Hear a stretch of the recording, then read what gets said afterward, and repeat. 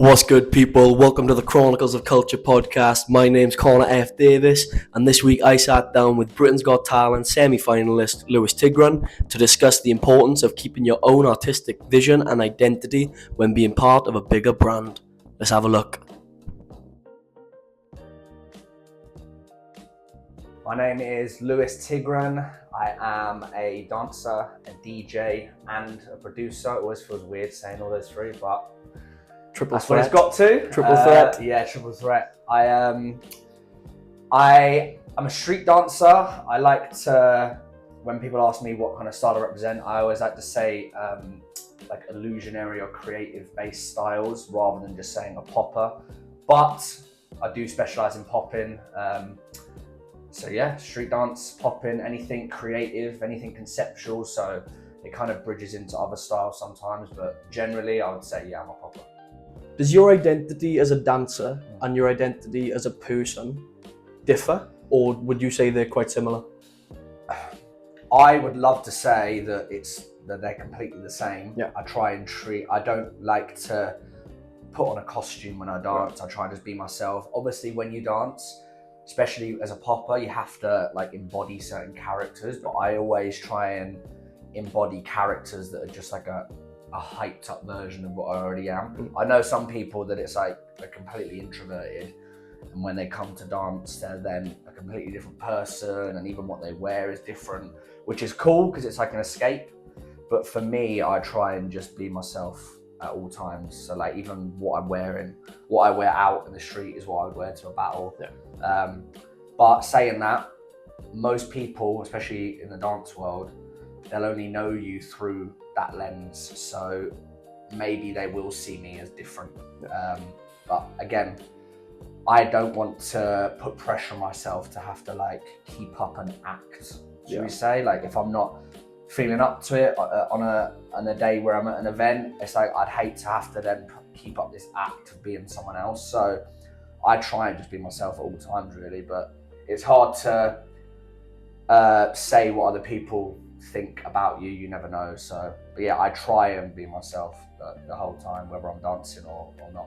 Could you describe a moment when you felt a strong connection between your personal identity and your dance style? Do you know what? Maybe like, weirdly, I don't know why this popped into my head. The first judge showcase I did for UDO Worlds, the very first year, I'd never done a comp before. Right. The first one I've been to is where I judge. Yeah. And it's obviously a completely different like setup. Yeah. And most of the judge demos, everyone's backstage going over stuff, thinking about what to do. I spent my whole life just not thinking about anything when I do a performance. The song comes on and you do it. Yeah. And I'm there thinking, should I be like prepping right now? Anyway, do the showcase, just do my thing, which is like pure freestyle, just going off the vibes. And people loved it.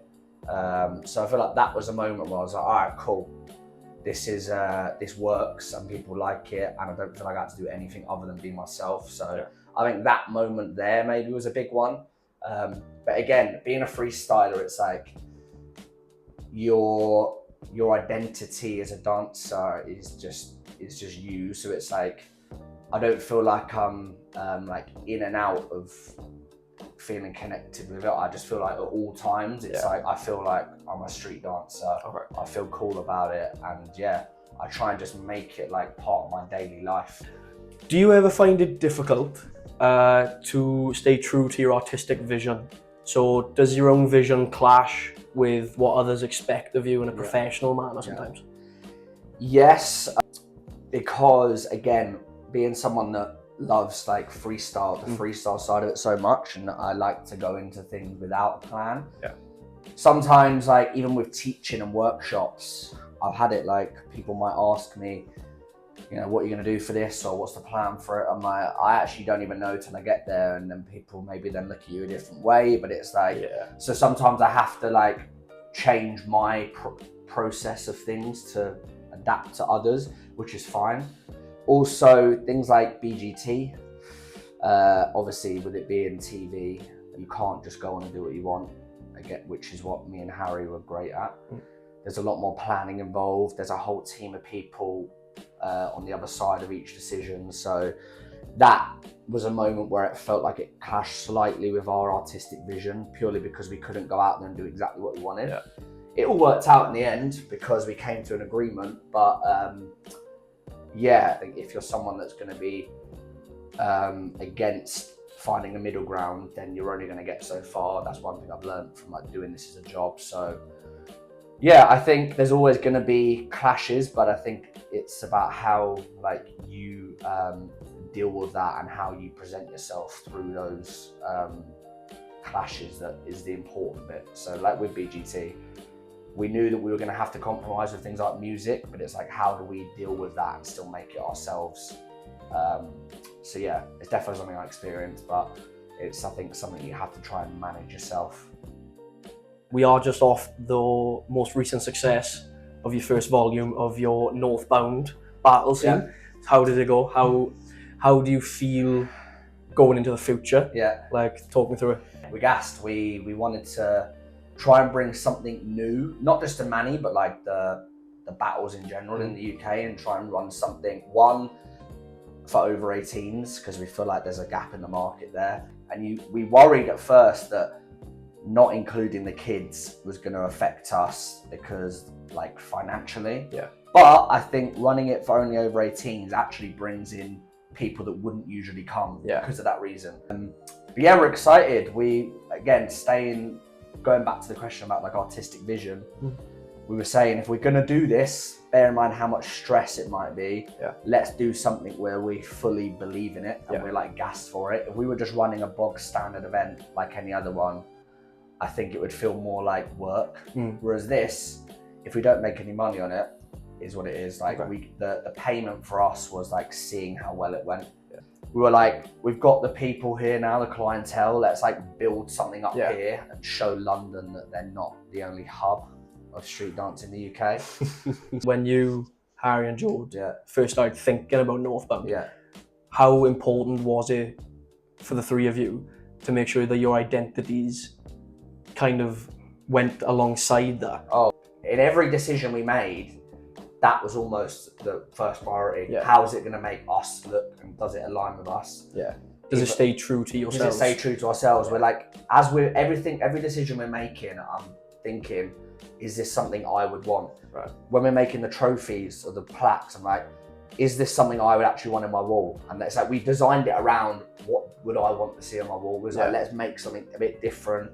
Let's sign it. So it's like a one-of-one thing. So like, yeah, pretty much every decision, even if we didn't realize it, that was like the driver behind it. Does it stay true to what we do? Because yes, it's its own brand, but like now it's kind of representing us as well. To finish off, what advice do you have for young dancers in the scene who are trying to find their unique voice? Take time to switch off from dance sometimes and experience life, and it will benefit you when you come back to it. Not only is it okay, but I think it's recommended really to take breaks from dance. Like sometimes doing too much has a negative effect, and you don't allow yourself to see any kind of progress because you're constantly doing it. Mentally, it's really important to like have breaks, and again, use those breaks to do other things. But like giving yourself a break, I always feel like it's like a slingshot, you know? When you feel like you're hitting a plateau, have a little break, because what usually happens, you feel like you've gone back a bit, but that break pings you off into a new idea. So I like that. Slingshot. Yeah, I like so that. I think as soon as you can learn to like enjoy the process rather than chasing the goal, I think you've won. Thank you very much. Lewis Tigran, everyone. Nice one. Thank you very much.